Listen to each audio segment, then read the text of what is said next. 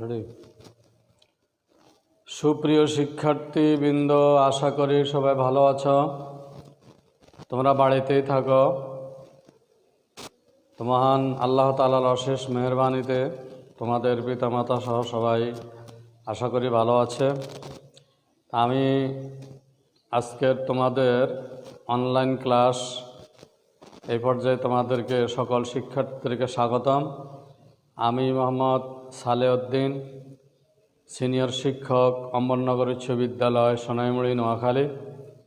আজকের online class তোমাদের জন্য দশম শ্রেণীর নবম দশম শ্রেণীর শিক্ষার্থীদের জন্য আজকের ধারাবাহিকভাবে অনলাইন ক্লাস চতুর্থ অধ্যায় ইসলাম ও নৈতিক শিক্ষা বিষয়ের চতুর্থ অধ্যায় থেকে ওয়াদা পালন। আমরা আজকে জানব ওয়াদা পালন মানে ওয়াদা পালন কাকে বলে এবং ওয়াদা পালনের গুরুত্ব জানব এবং ওয়াদা পালন না করিলে কি সমস্যা সেটাও আমরা জানব। তো আমরা প্রথমে জানব যে ওয়াদা পালনের ওয়াদার আরবি শব্দটি হচ্ছে আল আহাদু।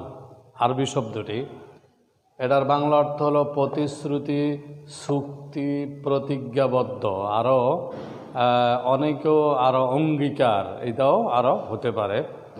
আমরা ওয়াদা শব্দের আবিধানিক অর্থ হলো চুক্তি, প্রতিশ্রুতি, অঙ্গীকার, চুক্তি, এই সকলগুলো হলো ওয়াদা পালন।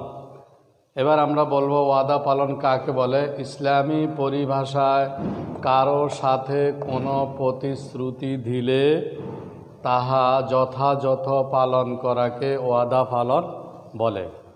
অর্থাৎ কোনো ব্যক্তির নিকটে কোনো একটি কথা বলল, ওই কথাটি যদি যে অঙ্গীকারাবদ্ধ, যে কি হলো, তার সাথে যে একটা চুক্তিবদ্ধ, তার সাথে যে একটা প্রতিশ্রুতি, ওটাকে পুরোপুরি যথাযথভাবে পালন করা, এটার নাম হচ্ছে ওয়াদা।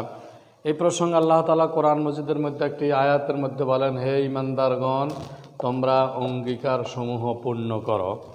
আর এই সম্পর্কে হাদিসের মধ্যেও আছে, মহানবী সাল্লাল্লাহু আলাইহি সাল্লাম হাদিসের মধ্যে আছেন, লা দীনা লিমান লা আহাদা লাহু, অর্থাৎ যার কাছে যে ওয়াদা প্রতিশ্রুতি রক্ষা করে না তার কি নেই? দিন নেই, অর্থাৎ সে দিনের উপরে নাই। আমরা জানলাম এখানে ওয়াদা শব্দের অর্থ কী, ওয়াদা কাকে বলে, এবং ওয়াদা সম্পর্কে কোরআন মজিদের একটি আয়াতের কথা জানলাম এবং হাদিস সমূহ জানলাম। এবার জানব ওয়াদা পালনের গুরুত্ব বা সফলতা, অর্থাৎ ওয়াদা পালনের লাভ কি, গুরুত্ব কি।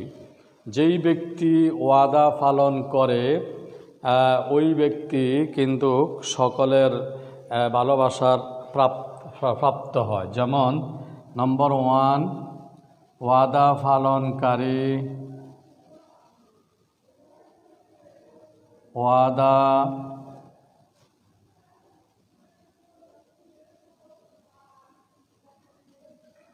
ওয়াদা পালনকারী সকলের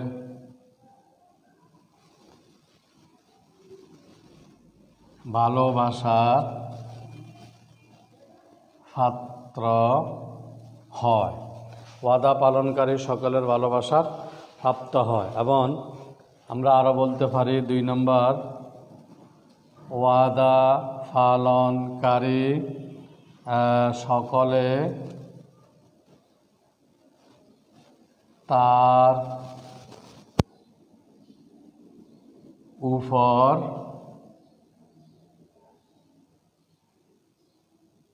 আস্থা, সকলে তার উপরে আস্থা রাখে। আমরা আরও বলবো ওয়াদা পালনকারীর জন্য আরও গুণে বলেছে, সকলে তাকে কি করে? বিশ্বাস করে। সবাই তাকে বিশ্বাস করে। আরও বলতে পারি ওয়াদা পালনকারীকে সবাই মর্যাদা, ওয়াদা পালনকারী মর্যাদা লাভ করে, মর্যাদা লাভ করে। তারপরে ওয়াদা পালনকারী পরকালে মুক্তি,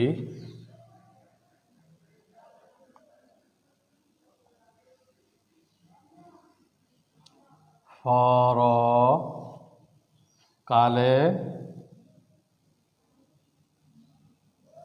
মুক্তি লাভ করে। আরও যেমন সে ব্যক্তি শ্রদ্ধার পাত্র হয়, যেমন 6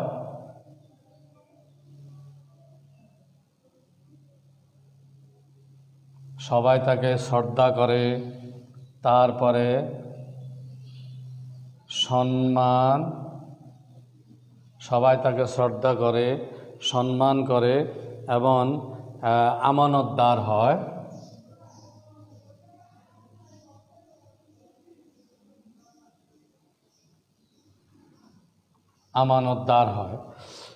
তাহলে আজকে আমরা জানলাম, শিক্ষার্থী বন্ধুরা, আমরা জানলাম ওয়াদা কাকে বলে। ওয়াদা শব্দ আরবি শব্দটা আল আহাদু এবং প্রতিশ্রুতি, চুক্তি, প্রতিজ্ঞাবদ্ধ। ইসলামী পরিভাষায় কারো সাথে কোনো প্রতিশ্রুতি দিলে তাহা যথাযথভাবে পালন করাকে ওয়াদা বলে। এরপর আমরা ওয়াদা সম্পর্কে একটা কোরআন মাজিদের আয়াতে, হে ঈমানদারগণ তোমরা অঙ্গীকার সমূহ পূর্ণ করো। মুহাম্মদ সাল্লাল্লাহু আলাইহি ওয়াসাল্লাম হাদিসের মধ্যে বলেন, লা দীনা লিমান লা আহাদা লাহু, যার নিকটে কি নাই, ওয়াদা পালন নাই, প্রতিশ্রুতি রক্ষা করে না, তার কি নেই, তার কি নাই, তার দিন নাই। অর্থাৎ এরপর আমরা জানলাম যে ওয়াদা পালনের গুরুত্ব বা সফলতা। যে ব্যক্তি ওয়াদা পালন করে তার লাভ এবং তার সফলতাগুলো জানলাম। যে ওয়াদা পালনকারী সকলের ভালোবাসার পাত্র হয়, ওয়াদা পালনকারী সকলে তাকে আস্থা রাখে, সবাই তাকে বিশ্বাস করে এবং মর্যাদা লাভ করে, পরকালে সে মুক্তি লাভ করে। আরও তার সফলতা আমরা দেখি, সে শ্রদ্ধা করে, সম্মান করে, সে একজন আমানতদার হয়।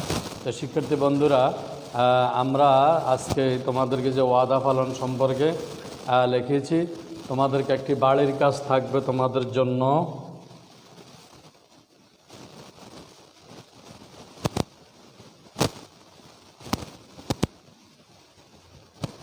একটি বাড়ির কাজ থাকবে, এটা তোমরা লিখে রাখবে। সেই বাড়ির কাজটি হলো যে ওয়াদা পালনের গুরুত্ব সম্পর্কে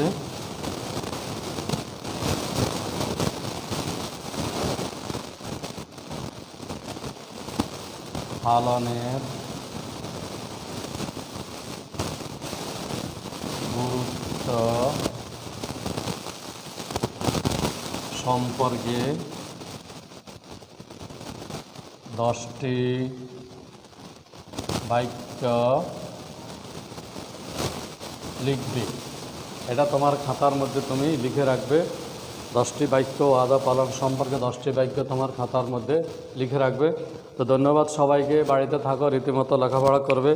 আর আমাদের স্কুল পেজে আমাদের স্যারদের সকল কাজগুলো ধারাবাহিকভাবে এটা তোমরা দেখবে। বাড়িতে থাকো। ধন্যবাদ সবাইকে আজকের জন্য।